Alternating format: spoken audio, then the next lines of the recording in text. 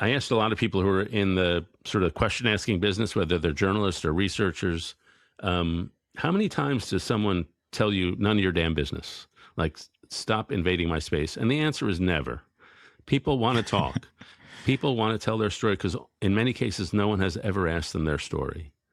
And so some Yeah. people have, say you're on a plane, you want to start out by having a conversation of the shared experience you're having in common, like why is this plane late? But my go-to, I travel a lot, so I know a lot of places in America. And so I say, where'd you grow up? I'm not shy about asking about childhood. People love to talk about their childhood. And so that tends to be my first question.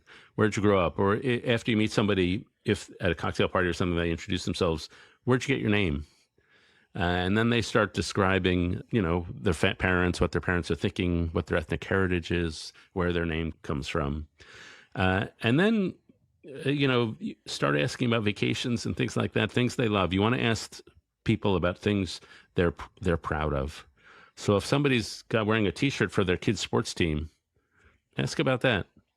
And then as you get to know someone a little better, you really can go deeper with big questions much sooner. And so I once had a fantastic conversation with a group of people, and the question I asked was, tell me about your favorite unimportant thing about yourself. And I learned that this scholar I really respect really loves trashy reality TV shows, and he wanted to talk about that. And he asked me, and I talked about my weird Taylor Swift fixation. But then if you really get to know someone, my favorite kind of questions are the ones that lift them above the daily rut of experience up to 30,000 feet. And so those are questions like, well, what crossroads are you at? Most of us are at a crossroads at one point or another, and this question allows us to reflect. Yeah, I'm at this crossroads right now. Or what would you do if you weren't afraid? Most of us, the fear plays a role in our lives, and many of us inhibit ourselves from leaving a job or joining a job or starting a company because we're a little afraid. Or if this 5 years in your life is a chapter, what's the chapter about? And these are stories that are generous because they get people to reflect on themselves, maybe in a way they have never reflected on themselves. And you find yourself having an exploration.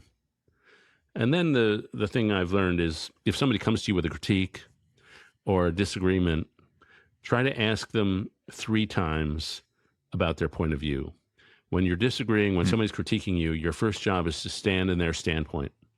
And it's to ask, what am I missing here? Tell me more, tell me more. And if you ask them 3 times in 3 different ways, you'll learn things on the third answer that you didn't get on the first.